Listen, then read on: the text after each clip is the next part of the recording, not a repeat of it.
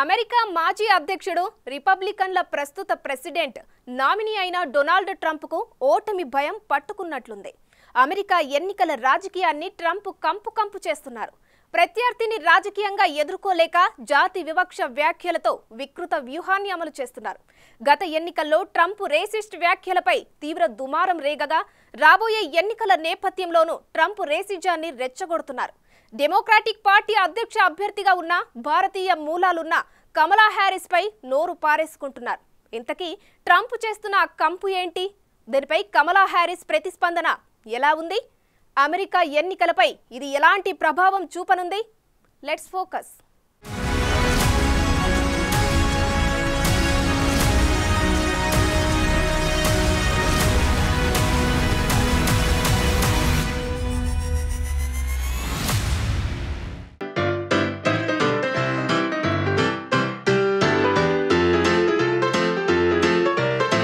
Trump అంటేనే పెద్ద కంపనే మాట అమెరికాలో కొత్తేమి కాదు.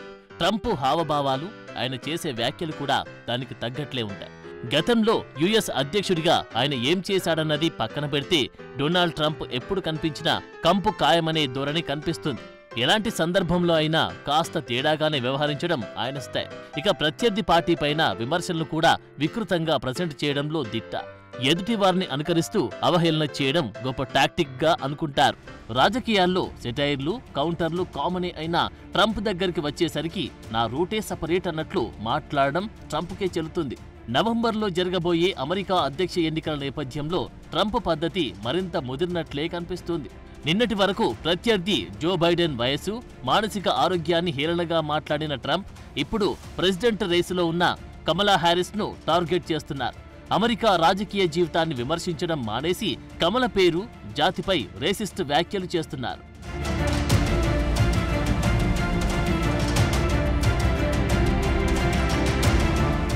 అధ్యక్ష ఎన్నికలు దగ్గర పడుతున్నా కొద్దీ రాజకీయ వేడి పతాక స్థాయికి చేరుకోవడం సాధారణమే. దానికి తగ్గట్లే ప్రచార తీవ్రత కూడా పెరుగుతూనే ఉంటుంది. అభ్యర్థుల మధ్య మాటల యుద్ధం జరుగుతూనే ఉంటుంది. అయితే అధ్యక్ష ఎన్నికల బరి నుండి జో బైడెన్ తప్పుకున్న తర్వాత ఆయన స్థానంలో డెమోక్రటిక్ అభ్యర్థిగా భారతీయ, ఆఫ్రికన్ మూలాలున్న ప్రస్తుత అమెరికా ఉపాధ్యక్షురాలు కమలా హ్యారిస్ రావడం యుఎస్ రాజకీయాల వైఖరిని మార్చేసింది. రిపబ్లికన్ల తరపున మాజీ అధ్యక్షుడు డొనాల్డ్ ట్రంప్ మూడోసారి రేసులో నిలిచారు. ఇప్పుడు వీరిద్దరి మధ్య మాటల తూటాలు పేలుతున్నాయి. పరస్పరం విమర్శలు, ప్రతి విమర్శలకు దిగుతున్నారు. తాజాగా కమలా హ్యారిస్ పై ట్రంప్ చేసిన వ్యాఖ్యలు దుమారం రేపుతున్నాయి. జాత్యహంకార వ్యాఖ్యలు చేశారనే అభిప్రాయాలు వ్యక్తమవుతున్నాయి.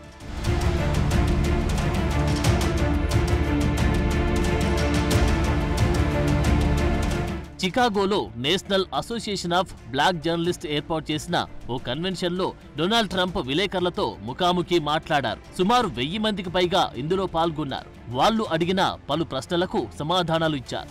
ఈ క్రమంలో కమలా హ్యారిస్ పై ట్రంప్ జాత్యహంకార వ్యాఖ్యలు చేశారనే విమర్శలు వచ్చాయి. కమలా హ్యారిస్ భారతీయురాలా లేక నల్ల జాతీయురాలా అనేది అర్థం కావట్లేదని డొనాల్డ్ ట్రంప్ వ్యాఖ్యానించారు.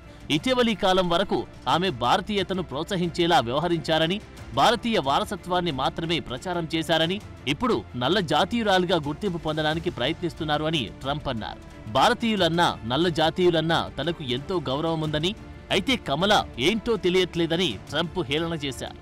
I've known her a long time indirectly, not directly very much, and she was always of Indian heritage, and she was only promoting Indian heritage. I didn't know she was black until a number of years ago when she happened to turn black, and now she wants to be known as black.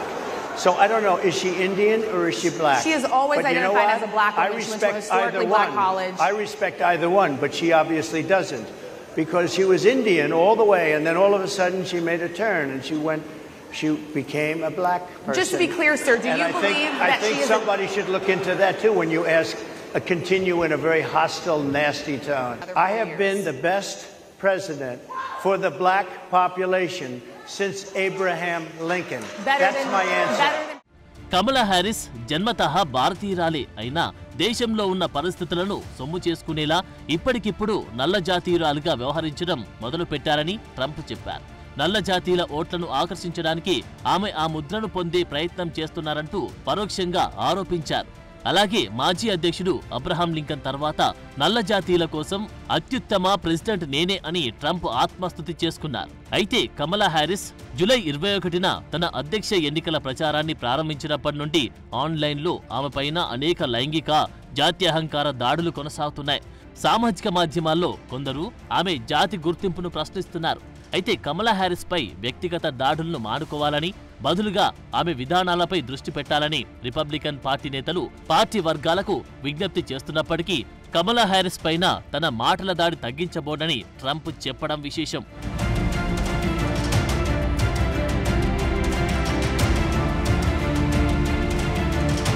అయితే Trump చేస్తున్న కంపుపై America vice president కమలా Harris స్పందించారు. Trump చేసిన వ్యాఖ్యలపై ఆమె అదే స్థాయిలో counter ఇచ్చారు. Donald Trump మళ్లీ పాతపాటే పాడుతున్నారని అన్నారు. డొనాల్డ్ ట్రంప్ తన విభజన సిద్ధాంతాన్ని, ఇతరులను అగౌరవపరిచే ధోరణిని ఏమాత్రం మానుకోవడం లేదని విమర్శించారు.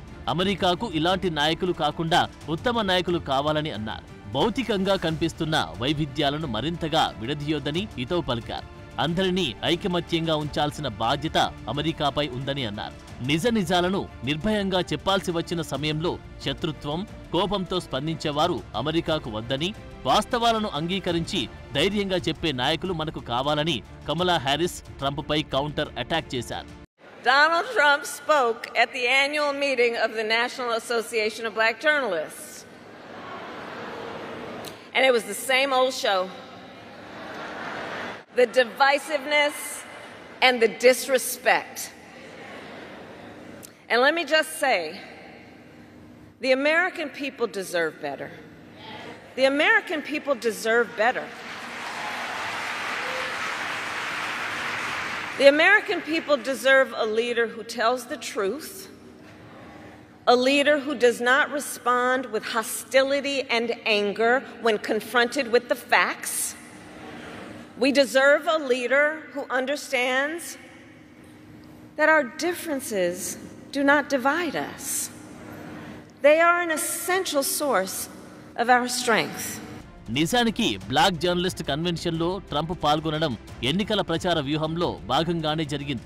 అమెరికాలో సాంప్రదాయకంగా అత్యంత నమ్మకమైన డెమోక్రాటిక్ ఓటింగ్ కూటమిగా ఉన్న నల్లజాతి ఓటర్లను ఆకర్షించే ప్రయత్నంలో ట్రంప్ ఇక్కడికి వచ్చారు. 2020 ఎన్నికల్లో బైడెన్కు మద్దతిచ్చిన బ్లాక్స్ దగ్గరకు వచ్చి ట్రంప్ ఇలాంటి రేసిస్ట్ వ్యాఖ్యలు చేయడం ఆయన అమాయకత్వానికి అద్దం పడుతుందని కొందరు భావిస్తున్నారు. 2020లో చేసిన సర్వేలో నల్ల జాతీయులు ట్రంప్కు కేవలం 8% మంది మాత్రమే మద్దతిస్తే డెమోక్రాటిక్ పార్టీ అభ్యర్థి బైడెన్కు 92% మద్దతిచ్చారు. ఇక రాబోయే ఎన్నికల్లో కూడా ఇక్కడ ట్రంప్కు వ్యతిరేకత ఎక్కువగా కనిపిస్తున్నట్లు ఇటీవలి సర్వేలు కూడా వెల్లడించాయి.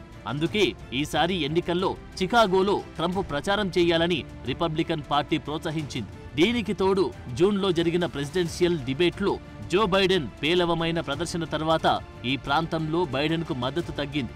దీన్ని అదునుగా చేసుకున్న ట్రంప్ చికాగోలో నల్ల జాతీయులను ఆకర్షించే పనిలో భాగంగా కమలాపై విరుచుకుపడ్డారు. నల్ల జాతీయులకు తానే ఉత్తమ నేత అనే భావన కలిగించడానికి ప్రయత్నించారు.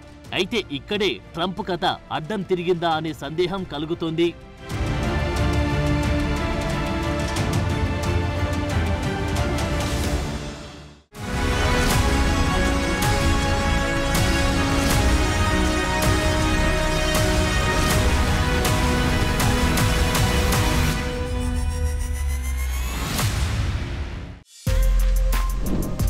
For more videos like this, subscribe Big TV channel.